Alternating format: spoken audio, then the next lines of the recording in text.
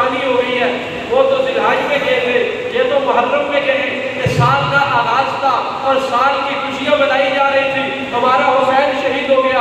میں نے کہا یہ دعویٰ بھی غلط ہے، حسین تمہارا نہیں حسین ہمارا ہے، یہ دعویٰ بھی جھوٹا ہے کہ تم کہو حسین ہمارا ہے، حسین سے تمہاری نسبت بھی نہیں ہے، حسین کل بھی ہمارا تھا، حسین آج بھی ہمارا ہے۔ سبحان اللہ۔ یہ جو دعویٰ ہے کہ جی حسین ہمارا تھا، میں کہا کیسے ثابت کرو گے؟ حسین کو اپنا ثابت کیسے کرو گے؟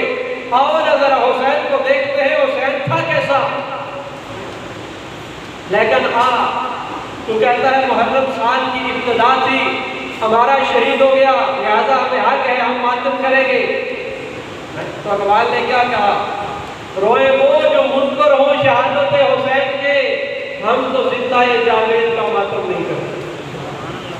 ہمارا تو عقیدہ قرآن کہتا ہے لا تشعرون، میں نے قرآن دیکھنا ہے، قرآن کہتا کیا ہے؟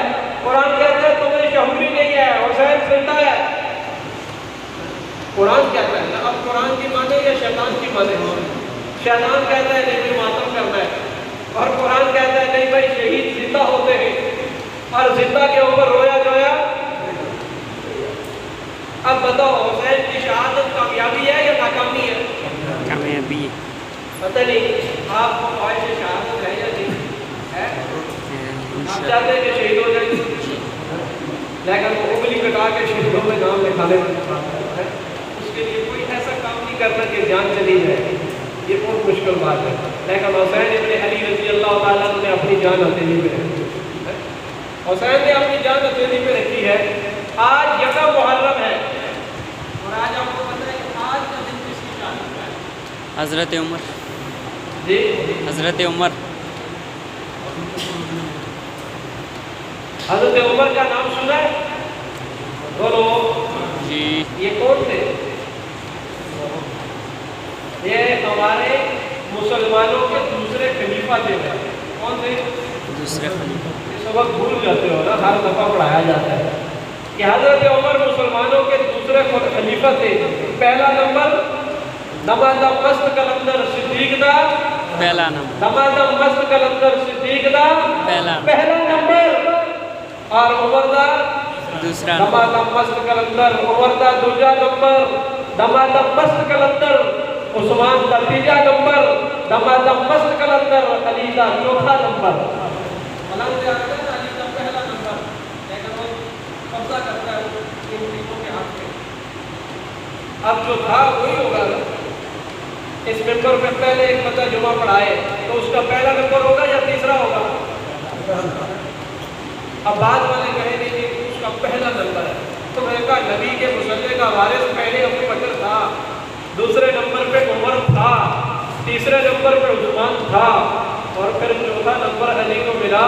ہم پہلے کو بھی سلوٹ کرتے ہیں، چوتھے کو بھی سلوٹ کرتے ہیں۔ ہم ابو بکر عمر عثمان و علی چاروں کو اپنا امام مانتے ہیں، ہم چاروں کو اپنا ایمان مانتے ہیں، ہم چاروں کو اپنا رہبر مانتے ہیں، ہم چاروں سے محبت کرتے ہیں۔ کیوں؟ یہ پیغمبر کے چار یار ہیں، اور یہ چاروں میں دو پیغمبر کے سسر ہیں تو دو پیغمبر کے داماد ہیں۔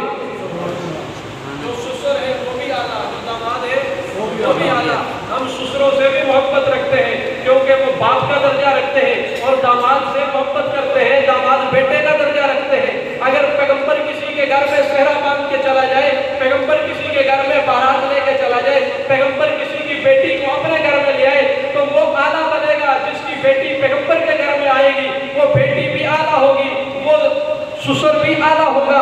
اور کوئی بارات لے کر پیغمبر کے گھر میں آ جائے، کوئی پیغمبر کا داماد بن جائے، پیغمبر کی بیٹی بھی اعلیٰ ہے، پیغمبر کا داماد بھی اعلیٰ ہے۔ اب چاروں کی محبت اعلیٰ ہے، دو نبی کے سسر ہیں اور دو نبی کے داماد ہیں، اس لیے ہم چاروں کو سلام کرتے ہیں۔ اور دشمنی وہ کرتا ہے جو کہتے ہیں نہیں میں تین کو نہیں مانتا۔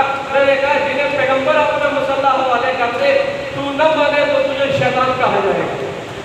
کمیٹی والے ایک امام مقرر کرے اور محلے سے ایک آدمی اٹھ کے کھڑا ہو جائے، وہ کہے کہ میں اسے امام نہیں مانتا، تو کمیٹی والے اسے کیا کہیں گے؟ نکل جا شیطان، یہ ہم نے مقرر کیا ہے، تو انہیں پڑھنی ہے تو پڑھ، نہیں پڑھنی تو اپنی راہ لے۔